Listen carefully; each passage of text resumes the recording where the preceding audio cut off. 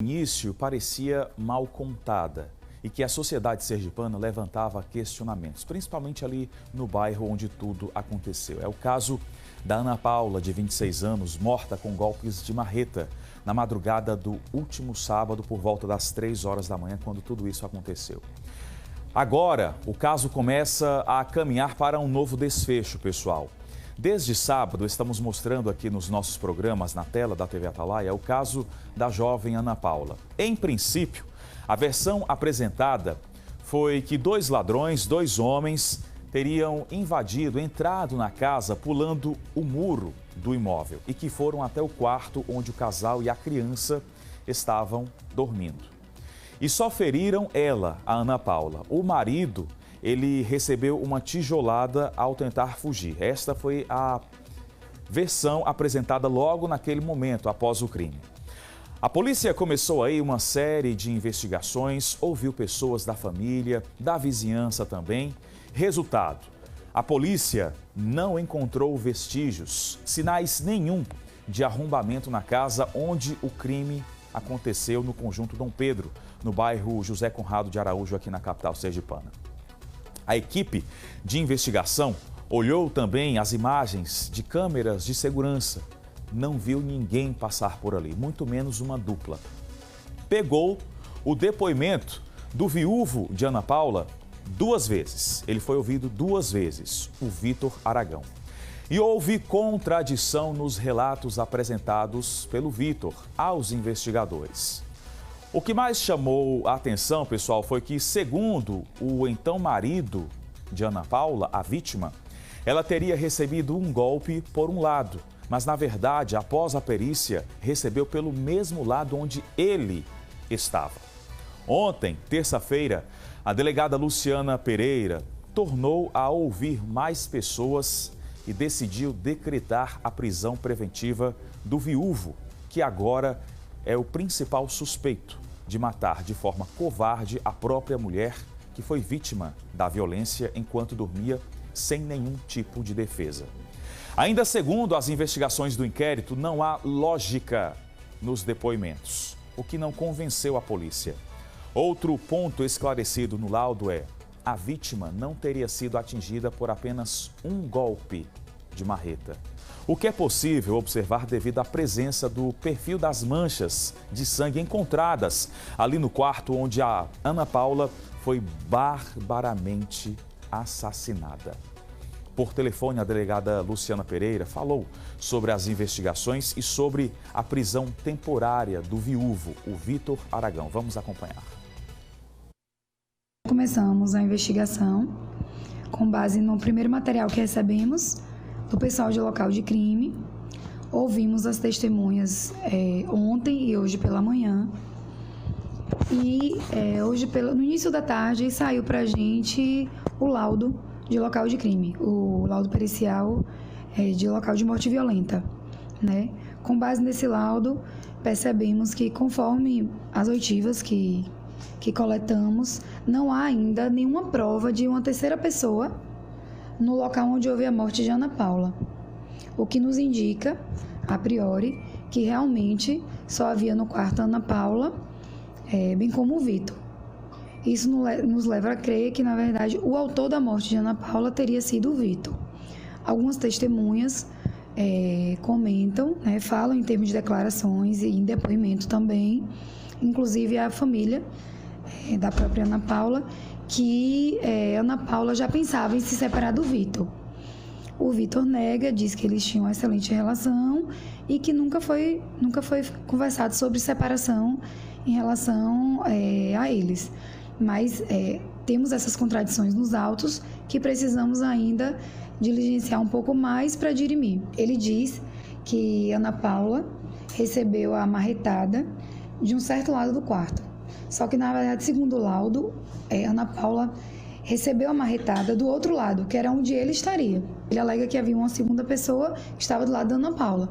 Mas, segundo o laudo, essa marretada veio do lado de onde estava o Vitor. Além de ouvir testemunhas e receber laudo, aguardar algum retorno em relação ao celular da vítima, que também está sendo periciado, e só após a conclusão poderemos definitivamente concluiu o procedimento policial. O repórter Marcos Couto, ele acompanhou toda a movimentação e conversou com o advogado de Vitor, o Augusto Trindade. Segundo ele, o cliente alega inocência. Mesmo assim, o advogado disse que olhou superficialmente o processo e que vai conversar com o cliente hoje para pedir que ele conte a verdade sobre o que aconteceu ali no quarto onde estavam ele, o filho até então, e a vítima, a Ana Paula, de 26 anos, morta com golpes de marreta na cabeça. Põe no ar. Ele nega, veementemente, inclusive até pela condição psicológica que ele está, eu acredito que realmente ele não aconteceu isso não. E a gente vai conseguir provar provavelmente que não foi ele, mas infelizmente a delegada fez o trabalho dela, pediu a prisão temporária dele e a gente vai tentar soltar ele com os motivos. Amanhã eu vou conversar com ele mais um pouquinho para a gente tentar fazer essa defesa. Mas o processo está muito no início, né? Então a gente tem que analisar, eu tive acesso ao inquérito, né? Os argumentos que decretaram a prisão temporária estão presentes mesmo, porque na verdade é como se ele estivesse no lugar errado na hora errada, mas provavelmente a gente vai conseguir, né, comprovar que ele não teve nada a ver com isso, até porque amava a esposa e os filhos, então é um pai de família. Agora eu pergunto, doutor Augusto, é referente ao que ele relatou em depoimento. O senhor disse que teve acesso ao processo, mas o que foi que ele disse assim? Na verdade é o seguinte, eu li por cima, né? Superficialmente. Superficialmente, mas o que ele disse é que na verdade ele também foi vítima, porque ele tomou também uma paulada, uma marretada, que ficou até meio confuso, e a esposa dele que estava do lado também tomou essa marretada. Marretada. No relatório dele, ou seja, no depoimento dele, por escrito, ele disse marretada, tijolada, paulada? É isso, não, ele falou tijolada, entendeu? Mas é porque ele deu 2 depoimentos, então eu vou fazer o confrontamento aí para saber exatamente o que é que ele está falando. Até porque, é como eu estou dizendo, nos 2 depoimentos ele estava extremamente abalado psicologicamente, e a pessoa psicologicamente abalada, a pessoa não tem a condição, né, de discernimento para saber, para conversar exatamente direitinho, e pode ser até que tenha alguma divergência, mas se houver alguma divergência, a divergência é mínima. Eu assim, por minha experiência, eu estou convencido que realmente ele não praticou esse homicídio, não, esse feminicídio. Mas direito é prova, né? Então a gente vai ter que se cercar de provas. Eu acredito até, por incrível que pareça, eu acredito que na verdade ele estava na hora errada, no lugar errado na hora errada. Então é difícil, a gente vai ter que provar. Mas eu peguei acesso agora a todos os documentos, vou analisar, porque se ele tivesse cometido, é burrice a pessoa mentir, entendeu? Até ajuda até a polícia a pessoa mentir. Se os documentos que tem comprovam que ele praticou e ele está mentindo, é pior para ele. Então, de repente, até para a gente, eu aconselharia a ele, se fosse o caso, e repito, não acredito nisso e não é o caso, eu diria, rapaz, confesse até para pegar as menesses da lei, que sairia até solto. Existem juízes que relaxam até... Estamos aqui, a imagem do caso lá da Ana Paula, são 6 horas e 55 minutos. O repórter Marcos Couto, ele também acompanhou a movimentação de ontem no Departamento de Homicídios e Proteção à Pessoa aqui na capital, o DHPP. Falamos sobre o caso da jovem Ana Paula de 26 anos. Ele conversou com exclusividade com a delegada que acompanha o caso, a Luciana Pereira, que trouxe mais detalhes sobre este crime. Confira a reportagem completa agora na tela do BG Manhã. Vitor e a mãe chegaram logo cedo ao DHPP de Sergipe. E logo em seguida, a movimentação foi grande, inclusive com a presença da mãe da vítima, uma senhora acompanhada do filho, que foram também depor, a pedido da delegada Luciana Pereira. Na sequência, um advogado foi chamado pela família do Vitor, pois ele teria recebido a voz de prisão. Ele nega, né, veementemente, inclusive até pela condição psicológica que ele está, eu acredito que realmente ele não aconteceu isso não. E a gente vai conseguir provar provavelmente que não foi ele, mas infelizmente a delegada fez o trabalho dela, pediu a prisão temporária dele e a gente vai tentar soltar ele com os motivos. Amanhã eu vou conversar com ele mais um pouquinho para a gente tentar fazer essa defesa. Mas o processo está muito no início, né? Então a gente tem que analisar, eu tive acesso ao inquérito, né? Os argumentos que decretaram a prisão temporária estão presentes mesmo, porque na verdade é como se ele estivesse no lugar errado na hora errada, mas provavelmente a gente vai conseguir, né, comprovar que ele não teve nada a ver com isso, até porque amava a esposa e os filhos, então é um pai de família. Agora eu pergunto, doutor Augusto, é referente ao que ele relatou em depoimento.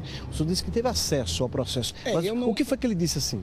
Na verdade é o seguinte, eu li por cima, né?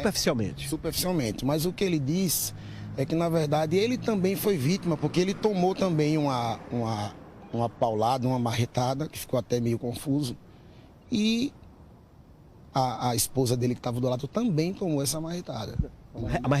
No relatório dele, ou seja, no depoimento dele, por escrito, ele disse marretada, tijolada, paulada? Isso, ele falou tijolada, entendeu? Mas é porque ele deu 2 depoimentos, então eu vou fazer o confrontamento aí para saber exatamente o que é que ele está falando. Até porque, é como estou dizendo, nos 2 depoimentos ele estava extremamente abalado psicologicamente, e a pessoa psicologicamente abalada, a pessoa não tem a condição, né, de discernimento para saber, para conversar exatamente direitinho, e pode ser até que tenha alguma divergência, mas se houver alguma divergência, a divergência é mínima. Eu assim, por minha experiência, eu estou convencido que realmente ele não praticou esse homicídio, não, esse feminicídio. Mas direito é prova, né? Então a gente vai ter que se cercar de provas. Eu acredito até, por incrível que pareça, eu acredito que na verdade ele estava na hora errada, no lugar errado na hora errada. Então é difícil, a gente vai ter que provar. Mas eu peguei acesso agora a todos os documentos, vou analisar, porque se ele tivesse cometido, é burrice a pessoa mentir, entendeu? Até ajuda até a polícia a pessoa mentir. Se os documentos que tem comprovam que ele praticou e ele está mentindo, é pior para ele. Então, de repente, até para a gente, eu aconselharia a ele, se fosse o caso, e repito, não acredito nisso e não é o caso, eu diria, rapaz, confesse até para pegar as menesses da lei, que sairia até solto. Existem juízes que relaxam até porque a pessoa já confessou, então não tem como atrapalhar a instrução criminal, não tem como atrapalhar nada se já confessou. Então, na verdade, a confissão, ela até ajuda, no caso, se foi, mas eu entendo que não foi, que ele não está envolvido nisso, e vou tentar provar que ele é inocente. Sem passar muitos detalhes do interrogatório, a delegada Luciana Pereira trouxe as primeiras informações sobre o pedido de prisão. A única coisa que eu posso adiantar agora é que foi decretada a prisão temporária dele, já foi cumprida, e a partir de agora nós vamos continuar com as diligências. Quantas pessoas foram ouvidas à tarde? Há diversas pessoas, eu não sei te dizer ao certo a quantidade de pessoas, não. Foi o dia todo ouvindo um monte de gente. Essa foi a segunda ouvida dele? Foi a segunda ouvida. Houve contradições no depoimento dele? Olha, Marcos, eu não queria entrar agora assim na questão da investigação, porque a gente ainda está no momento assim, mais quente da investigação, ainda estamos ouvindo as testemunhas. Num segundo momento eu explico um pouco a questão da prisão dele. A história das imagens. 2 homens teriam entrado na casa, o que nós podemos já adiantar? Até o momento não conseguimos localizar ninguém que tenha entrado na casa, não conseguimos comprovar que tenha a terceira pessoa no quarto no momento do fato. As imagens foram úteis para a polícia, aquelas da mesma rua onde ele mora? A gente ainda está coletando imagem de todas as câmeras, só conseguimos até o momento de uma. Viu? Demais, das ruas, demais. A gente já conseguiu analisar praticamente 100% das imagens das ruas perpendiculares e falta a gente analisar somente a da rua, que até o momento, pelo que a gente viu, não passa ninguém na rua. Mas a gente ainda precisa analisar, porque isso não é uma certeza. Na primeira versão contada e sustentada por Vitor, é que na madrugada do dia 11 de maio, é que 2 bandidos teriam escalado o primeiro muro, descido pelo jardim e percorrido um beco até chegar à residência do casal. Ele teria descido para fazer um remédio e, na sequência, subido para o andar de cima, onde a esposa estava dormindo ao lado do filho. Os 2 bandidos, que pegaram uma marreta, se aproximaram e deram voz de assalto. Ele foi golpeado com um tijolo, enquanto a esposa, com 2 golpes de marretadas na cabeça. Vendo a esposa ensanguentada na cama, Vitor pegou o filho nos braços e desceu as escadas e levou até a avó. Depois acionou a polícia e o SAMU, mas infelizmente a Ana Paula já estava sem vida. No velório, ele não quis gravar entrevista, Mas a mãe da Ana Paula fez um desabafo, como você acompanha agora. Mas eu estou vítima. E não tem jeito, meu irmão, não tem jeito. Pode acontecer o que for, pode fazer o que for. Isso não acaba nunca. Uma menina com 26 anos, a corda que eu tinha era essa. E tiraram de mim. E tiraram de mim por causa de safadeza, por causa de ladrão que não presta, que não vale nada, moleque, vagabundo, para tudo no mundo. E quando faz, agora nós vamos consertar tudo. Não conserta nada, meu irmão. As coisas de pior, não conserta nada. Nada de jeito nenhum não conserta. E a mãe que tem coração.